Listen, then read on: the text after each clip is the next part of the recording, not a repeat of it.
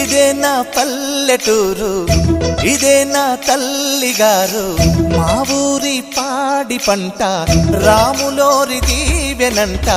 తల్లి గోదావరి నీళ్ళు కడిగే సీతమ్మ పాదాలు, ఊరంతా హాయ్ హాయ్ హాయ్, మనసంతా హాయ్ హాయ్ హాయ్. ఇదే నా పల్లెటూరు, ఇదే నా తల్లిగారు, మా ఊరి పాడి పంట రాములోరి దీవెనంట.